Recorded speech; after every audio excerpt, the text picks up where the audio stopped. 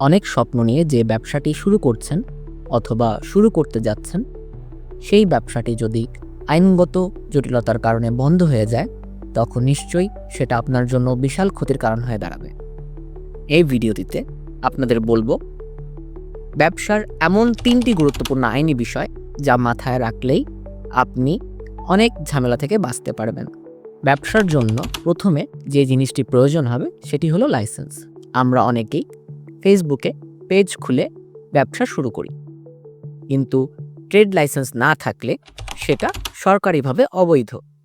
এর ফলে জরিমানা হতে পারে, এমনকি ব্যবসা বন্ধ করার নোটিশও আসতে পারে।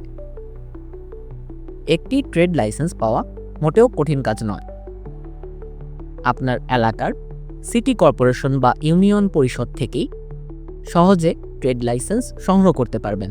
যদি আপনার ব্যবসা ভ্যাট যোগ্য হয়, তাহলে এনবিআর থেকে ভ্যাট রেজিস্ট্রেশন করে নিন। www.nbr.gov.bd এই ওয়েবসাইট এর মাধ্যমে ঘরে বসেই আবেদন সম্পূর্ণ করতে পারবেন। ফুড বা ফার্মেসি ব্যবসা হলে বিএফএসএ অথবা ডিজিডিএ লাইসেন্সের প্রয়োজন হবে। লাইসেন্সের পরে যেটি প্রয়োজনীয় সেটি হচ্ছে ট্রেডমার্ক। ধরুন আপনি একটা নাম দিয়ে ব্র্যান্ড গড়ে তুলেছেন, কিন্তু ট্রেডমার্ক না থাকলে কেউ চাইলে সেই নাম কপি করে ফেলতে পারে।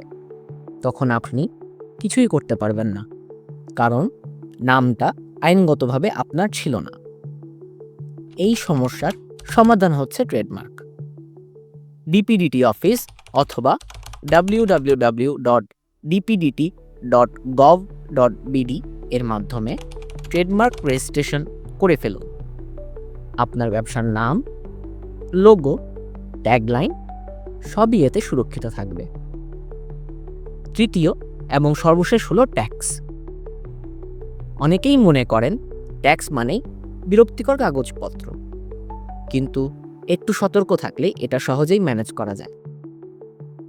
এনবিআর ওয়েবসাইট থেকে সহজেই টিন রেজিস্ট্রেশন করে 3 নম্বর সংগ্রহ করুন।